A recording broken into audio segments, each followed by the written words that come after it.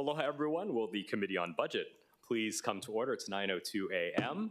I'm very pleased to be chairing this committee as the new budget chair for the upcoming term. I want to welcome Committee Vice Chair Scott Nishimoto. I think this is his first committee hearing as a new council member, so welcome, Councilmember Nishimoto. I'd also like to welcome Councilmember Cordero, Councilmember Kia'aina, and Councilmember Wire. We don't have any members participating remotely by video conference, and pursuant to Section 92-3.7 Hawaii Revised Statutes, this meeting will be conducted as a remote meeting by interactive conference technology with the following procedures in effect for the meeting.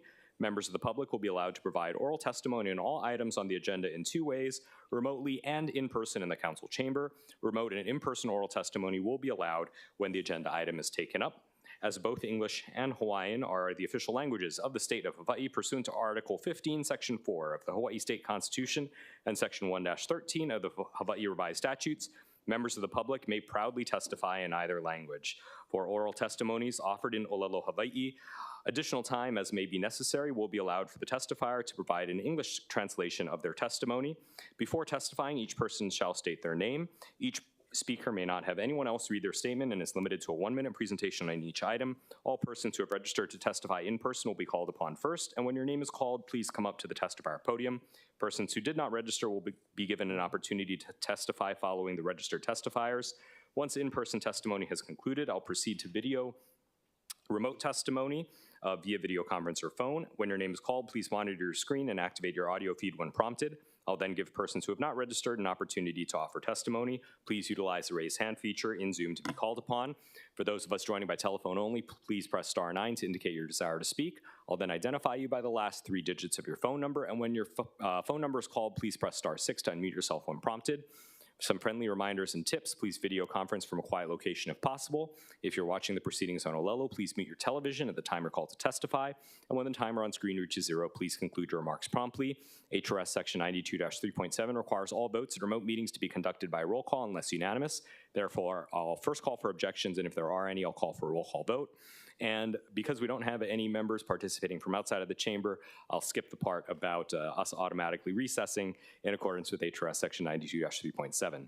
Written testimonies, including testifier's address, email address, and phone number, will be available to the public as described in the posted agenda.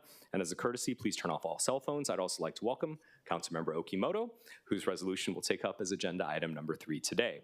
But before then, we have agenda item number 1, which is Bill 54. This creates a fund to receive and expend monies from the proceeds of the sale of taxable general obligation bonds of the city and county issued to pay all or part of those appropriations for improvements made in the capital budget ordinance of the city and county and specified therein to be expended from the taxable general improvement bond fund. Members, we have a proposed hand-carried CD1, which is OCS 2025-0037/1/10/2025, 2:24 p.m., submitted by myself. The CD1 makes the following rather simple amendments. In Section 2 of the bill, it revises the proposed new ROH Section 6-blank.2 and 6-blank.3 to specify that the fund will be used to pay all or part of appropriations for improvements made in the executive capital budget ordinance. That's to avoid any confusion with other capital budgets such as HARTS. And in Section 3 of the bill, it revises the effective date to July 1st of 2025, so it kicks in with the new fiscal year. It also makes miscellaneous technical and non-substantive amendments. We have with us the Director Designate of the Department of Budget and Fiscal Services, Andy Kawano.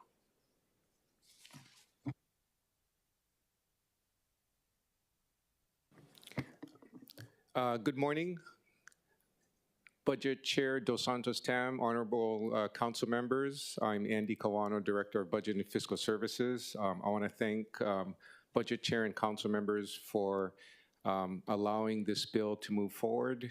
And to this point, Bill 54 will greatly improve controls and the administration of taxable bond proceeds in the future, if we decide to issue bonds on a taxable basis to support mixed-use home development or rental development, multifamily rental development. So we really appreciate the fact that the bill has been moving forward. I listened to the CD1 and don't have any issues with it, and am here to answer questions. Thank you.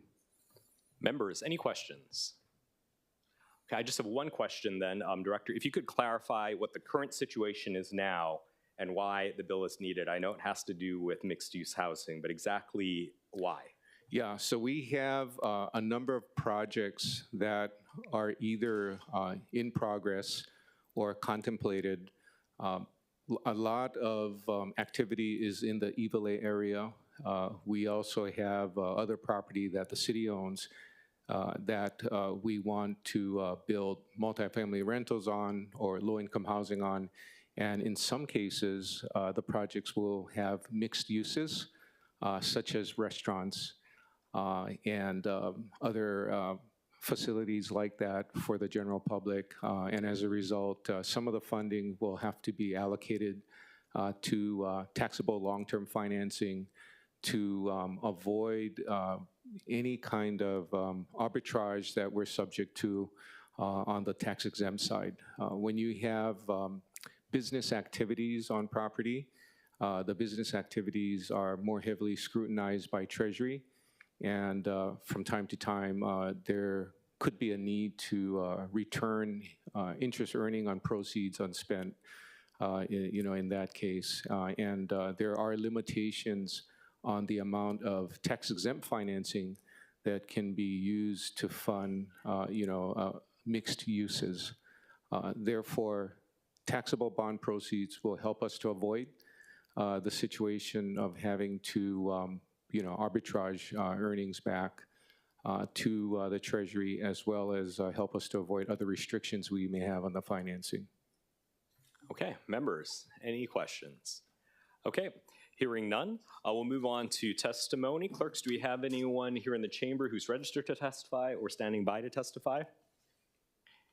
Chair, there are none. And then clerks, is there anyone who's registered remotely or standing by remotely to testify? Chair, there are none. Okay, hearing none, members, we are in discussion. Any discussion on this bill?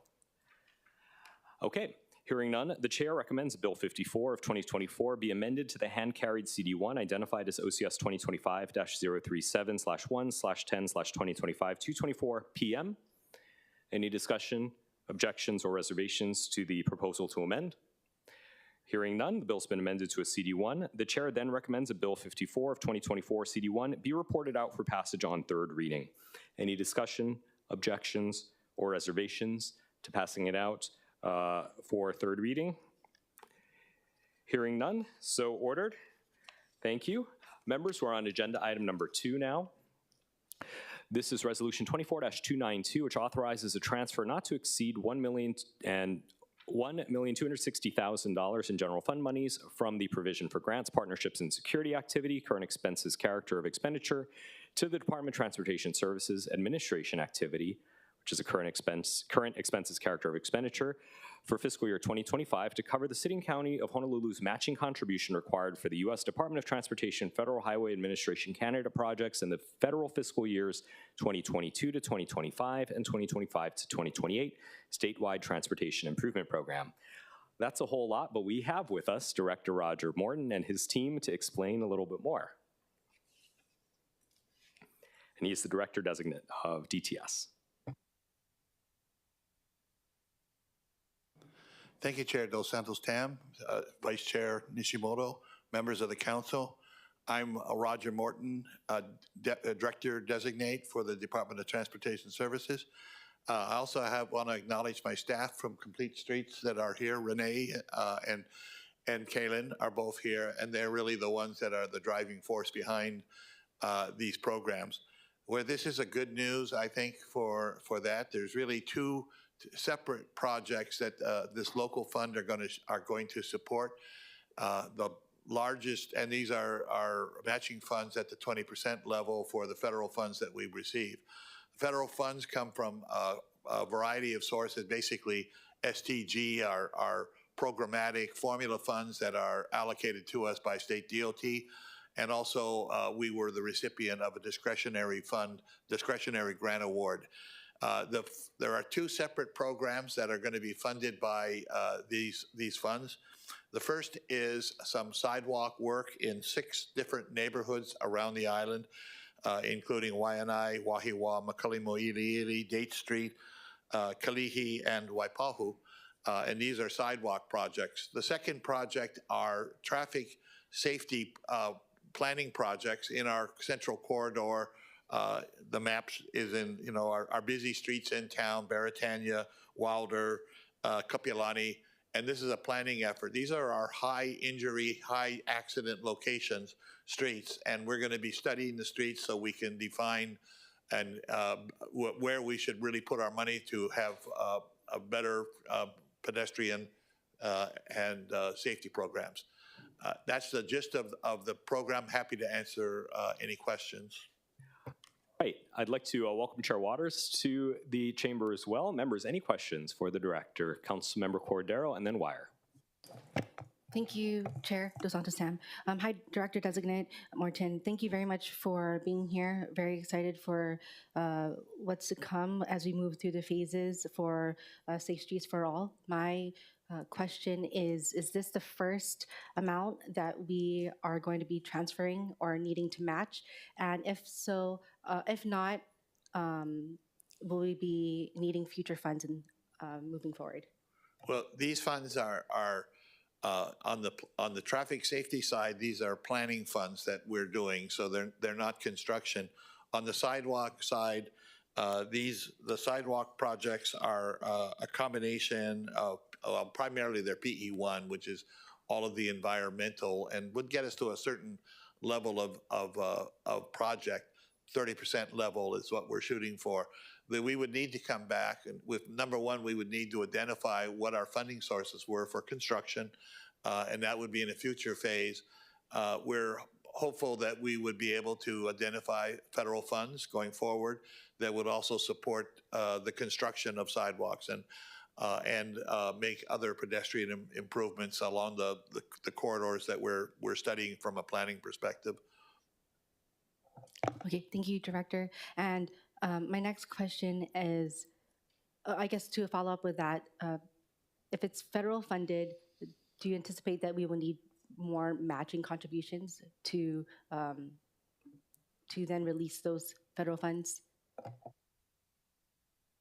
Well, I'm just anticipating if we do go out for more federal funds, then we would need to match the contribution funds.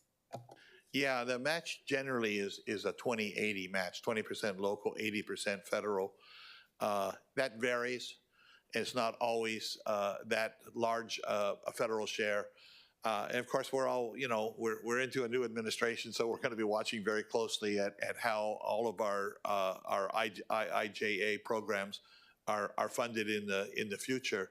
For the last 4 years, really with the new highway transportation bill, there's been a lot of funding available. We've taken advantage of it a lot, but in a going forward basis, we know we're pretty confident we're going to have federal sources. We're just not sure exactly what form they'll look like. Thank you. And I just want to compliment, I know Zoning Chair Kia Aina always mentions this to you, but you and your department have been doing great at allowing or finding federal funds for your agency. Thank you. Okay, thank you. Councilmember Wire? Thank you, Chair. And Mala Director, I agree, great news. Appreciate all the work that you're doing. Regarding the first portion, the sidewalk work, I had a two-part question. I was first just curious on the timeline generally, if you could remind us, understanding you said we're in the environmental stage. I know these are multi-year projects sometimes, and so was just curious if, you had any info on that. And then two, understanding the seeking of additional federal funds, if there's been a conversation of going forward, if funds aren't available, if there's a prioritization of these particular projects and the contemplation of putting forward a plan for council to consider regarding the use of general funds. To come up and talk to part of it, but for part of it, these are all tier 1 projects that are within our pedestrian master plan. So the sidewalk projects, they're all basically near schools. They're all, they are top tier prioritized programs from our pedestrian master plan. But as far as timing of it go, I'm going to ask my staff. Renee is going to come up and answer that. Good morning, Renee Espio, Complete Streets Administrator. So we are in PE1 now. That's the initial phase. We have just started that effort. Literally, our consultant is collecting as-built and sort of assessing the physical layout of the area. We do have some small community involvement opportunities there, and then we're going to be basically just going through design development through PE1, and the funds that we're requesting today will help complete that process. We did come for a request last year through the same grant pool, and so that's how we've been started. For Wahiawa in particular, part of this request is actually to add Glen and Uuku streets to California Avenue, just for your information. So we do have a master agreement that we can add the funds to relatively quickly so that we can sort of seamlessly continue through the PE1 process. It is sort of the largest stage of design because we have to get all the way through environmental. And then once we start PE2, it's a relatively quick process just to finish the construction documents. I do believe we have estimated that we'll be looking for construction funds probably in FY27. So we won't start construction then, but that will likely be the year in which we're looking for that money. Fortunately for the project in your district in Wahiawa, we did get a appropriation in state budget to help with our local match for construction. So we'll be transferring that money over from state. It's about $4.2 million. So that will help that project move forward. All the other ones, of course, will be looking for that local match to be able to advance. And then you can, do it kind of a couple years out from there to do the construction contracts and, of course, get the work started. Okay, well, I appreciate that. Yep, of course. Thank you, Chair. Thank you. Chair Waters. Thank you. Good morning and Happy New Year. For Director Morton or your designee, I'm just looking at your budget communication, Department of Communication 841. You say that the bulk of these monies are going to be used for Waianae, Waipahu, Wahiawa, Kalihi, Makalimo, Iliili, and Date Street, which is great. And then also for Oahu pedestrian plan, $720,000 for various improvements in the urban Honolulu corridor. I just want to make sure that none of the money will be used in the Alawai Boulevard narrowing project. Okay, wonderful. And none of this money will be used for the Kilauea Avenue narrowing project, right? That's correct, too. Okay, wonderful. Thank you. At appropriate time, I do have a question for Director Kawano. Okay. Members, any other questions for Director Morton or his team? All right. Well, I guess we have a question for Director Kawano, if you wouldn't mind coming up. So, Chair Waters. Thank you so much. Good morning, Director Kawano. Good morning, Chair Waters. So this is the provision for grants, partnerships, and security activity. How much money, I think this is one of the ones that you and I and Councilmember Cordero were worried about last year. How much money do we have currently in that fund? If I recall right, it was slightly reduced as we got to the adopted version of the budget. I believe we're right at about very close to $9.5 million. $9.5 million? Okay. Yeah, off the top of my head. I don't have the budget bill in front of me, but yeah. Might be helpful, and I'll go back and look at my notes too. What did we plan to use this fund for? The funds are used by a number of agencies for the purpose, most of the time, to match grants that are received from the federal government. So there's the local matching component, and we use these funds for local matching. Right, but do we do it as we go, or did we have predetermined plans for this fund? The matching is done as the monies are applied for and secured. So it is essentially as we go. Okay. During the budget year. Okay. Thank you. Thank you, Chair. Yeah. Members, any other questions? Okay, seeing none, we'll proceed with testimony. Clerks, is there anyone here in the chamber or anyone in the chamber standing by or who is registered to testify? Chair, there are none. Okay, and then clerks, is there anyone standing by remotely or registered remotely who wishes to testify? Chair, there are none. Okay, seeing none, members, we are in discussion. Members, any discussion on this resolution? Okay, the chair recommends that Resolution 24-292 be reported out for adoption. Any discussion, objections, or reservations to recommendation? Hearing none, so ordered. All right, on to the third agenda item of today, which is Resolution 25-4, requesting the city auditor to conduct a performance audit of the Fire Plans Review Revolving Fund. This was introduced by Councilmember Okimoto. Before we start, Councilmember Okimoto, do you have any remarks on this? Thank you, Chair. And I want to thank you for putting this on the agenda. And really, this item came to light during our last hearing last year. We had concerns while passing Bill 55 in 24, which was related to the building, the fire code. And so I'm just concerned as issues are brought up concerning the appropriations for this fund.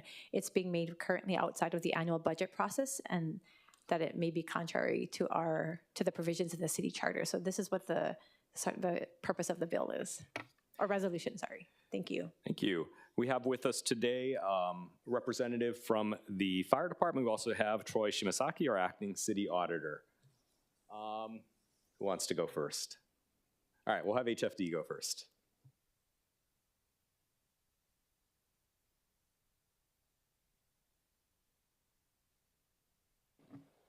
Good morning, Committee Chair Dos Santos Tam, Vice Chair Nishimoto, and committee members. I am Battalion Chief Pao Chi Huang with the Honolulu Fire Department. The Honolulu Fire Department uses the Fire Plans Review Revolving Fund for fire prevention activities relating to public education, fire investigations, plans checking, permit processing, fire inspections, and certifications. If the City Council deems it necessary to audit this fund to understand its uses better, the Honolulu Fire Department supports this resolution. Great. Members, any questions? Councilmember Okimoto. Thank you, Chair. Thank you, Battalion Chief Wang, for being here. And thank you. I know in previous committee hearings we've talked about this, and you shared the purpose of the fund and the usages of it. I was just wondering if you could explain why the fees. Do you know why the fees collected by the Fire Plans Review Revolving Fund are deemed appropriate? Are deemed appropriated upon request, as opposed to going through the standard budget process? I am not aware why that decision was made. That decision was made almost a decade ago. Yeah, I would have to get back to you on that one. Okay. And aside from using it for fire prevention, I did ask this in previous hearings. You know, right now it's being used also for salaries, and you explained that there are instances where they are being used for salaries. Could you explain the process and the reason for that? That's correct. They are used for, to increase the staff for certain areas in Fire Prevention Bureau. For instance, we would hire staff to bolster our PIO program for community outreach and education. We also added additional staff for code enforcement. So we do things like we hired COF inspectors to ensure that the fire protection systems that are being installed out there are being installed by properly certified personnel, and that they're doing it according to code. We also have staff that assist us in administering some of the programs, like collecting fees. You know, for the codes that we enforce, we have to give out permits and licensing, which requires collecting fees. So we have an administrative staff that we hire, paid through this fund. So that's how we typically will bolster our staff, using this fund to increase our capacity. Okay. And I think for me, the purpose of the audit, again, is to understand why it's being done outside of the current budget process, the way that normal funds are. And I would like to understand, because the purpose should be for fire prevention. So I don't understand why certain things are PIO and all that, how that relates to fire prevention. But maybe the audit will clarify it, and that's what I'm hoping to get out of this resolution. Okay. Yeah, fire prevention if you read the code, fire prevention encompasses lots of items. So public education, which would be the public information officer's realm. It also covers fire investigations, plans checking, permit processing, which is the staff that I've spoke about, fire inspections, so that would be like the COF inspectors, certifications. So it actually encompasses quite a large area, and lots of topics. So those people, are they actually out in the public doing, are they actually out providing the services in the public? So for instance, like some will be administrative staff, so they may or may not have a public facing, but they will, for instance, if they will make sure the paperwork's done and the checks are deposited properly for things that are required of the code. Okay, and do you know what the estimated annual review for the fiscal year would be for this fund? Annual income? Annual estimated revenue for this fund? Yeah.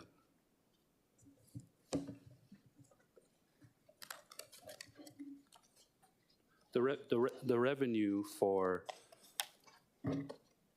the year of 2024 was $1,140,947.09. Sorry, Battalion Chief, could you repeat that again for me? $1,140,947.09. Okay, thank you so much. Thank you, Chair. Councilmember Wire, and then Chair Waters. Thank you, Chair. And Mahalo, Chief. I first had a couple questions for Auditor Shimasaki, if I may. And I was just curious as you come up, what's kind of the timeline for, I think the result raises some great questions. What's kind of the timeline for the audit process and when we'd be getting maybe a final report or audit back? Okay, sure, thank you. Good morning, Chair Dos Santos Tam and committee members, Troy Shimasaki, Office of the City Auditor. So to answer your question, this one is pretty straightforward. I would say it would take an estimated maybe 3 months. That's on the high end. From the time the resolution is adopted, but we could start some work on it now if it looks like it's going to move forward. But yeah, that seems to be the best case timeline for us. Okay, mahalo for that. And then quick question, if I may, Chair, Battalion Chief from HFT. And thank you again for being here. And I'll, of course, defer to Budget Chair, but just for part of the discussion, if given that we'll probably be doing budget briefings sooner, if Budget Chair had requested, would this be something that the department could cover in budget briefings in lieu of the audit? Just kind of an overview of the funds and how they're spent. Can we provide a briefing?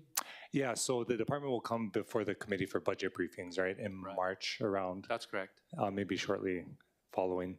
And so I was just curious, because right now we're contemplating maybe doing an audit, and just curious your position on, in lieu of that, possibly incorporating it into the actual budget briefing to inform the council and the That committee. is absolutely an option. Okay. Yeah. Okay, So appreciate if you want that. it covered better in the budget briefing, that's something the fire department can provide. Okay, of course I'll defer to Chair, but just wanted to find out. Mahalo. Thank you, Chair. Chair Waters. Thank you so much. Good morning, Battalion Chief. So Section 20-1.1, subsection 3 of the revised ordinance of Honolulu establishes the Fire Plans Review Revolving Fund as a repository for fees collected from the fire department's review of certain plans required by the city's building code. You know, we've been working hard with DPP to try to streamline the building code applications. And every now and then I'll get a complaint saying that it's stuck over at the fire department. So can I ask you, I'm less concerned about how you're spending the money, but more concerned about how we can streamline the fire department reviewing these applications quicker so that the building permit can be given out sooner. So how long does it take for the fire department to review one of these building code applications? Thank you for the question, Councilmember Waters. I can't give you the exact numbers, but I did assist prior to taking my position in creating a tracking system, and to get an average number, I can provide that to you. I would have to give you a number off the top of my head, but it wasn't very long. It was right around a week that they would turn around. So I would have to get back to you on the exact number right now. Okay, And yeah, that'd be great. They're working very hard, and that's why we do try to bolster. We actually do have 2 contractors hired using the plans review fund to try to bolster our staff so that we can turn them around quicker. So we are definitely working on that. That is a concern. Oh, that's great news. And of course, we get complaints about things all the time about various parts of DPP. And this was just one that came up, and I was just curious. Well, okay, so I did research that, and one of the reasons it may seem it takes a long time is that the plans will come in and we'll tell them it is not up to code. So what'll happen is they have to fix the issues, resubmit, and then we'll do the examinations, we'll do the inspections, and again, might not meet the code. So that is sometimes, might account for sometimes the delay. But as far as my personnel, once they get a plan, because I did this audit already, they're actually doing their jobs. Okay, yeah, if you could provide that to the committee, that would be really helpful. Thank you so much. So what I'll do is, what I can do for you is I'll draft a letter and I'll get the data on the average of days it takes us to process a plan. Thank you so much. Thank you, Chair. Thank you.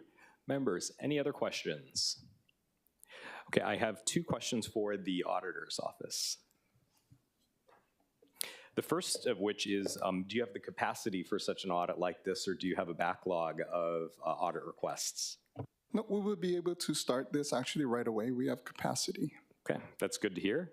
And then with regard to these funds that are deemed appropriated upon receipt, that seems like the crux of the issue here. It's that a lot of them, or to the extent that these funds exist, they're operating outside of our usual process. Are you aware of any other funds where they're deemed appropriated upon receipt and can just be used to the department's discretion? No, I'm sorry, I am not aware of any other funds. I would note that on our current annual work plan is an audit to do something similar for those of you who came from the legislature that the State Auditor's Office does an annual review of all non-general funds. And we are actually, like I said, is on our annual work plan to start that for the city, which has never been done. So we will be taking a comprehensive look of all non-general funds going forward. We hope to start that audit hopefully within the next 3 months or so, but can do what this resolution contemplates right now. Well, that's great to hear, and I'm glad you're doing that. I note that Bill 2 of 2025 deals with 2 funds that are not being used, and I'm going to have a bill later this year that deals with 2 orphaned funds that have, I guess, exceeded their purpose over the many decades. So I'm glad to hear that. Thank you. Okay, members, any other questions? Okay, hearing none, we'll go to testimony. Clerks, is there anyone who's registered to testify or standing by here in the chamber to testify? Chair, there are none. Okay, and then clerks, is there anyone who's registered remotely or standing by remotely to testify? Chair, there are none. Okay, seeing none, members, we are in discussion. Councilmember Okimoto. Thank you, Chair. And I want to mahalo our Deputy Auditor as well as Battalion Chief Wang for being here.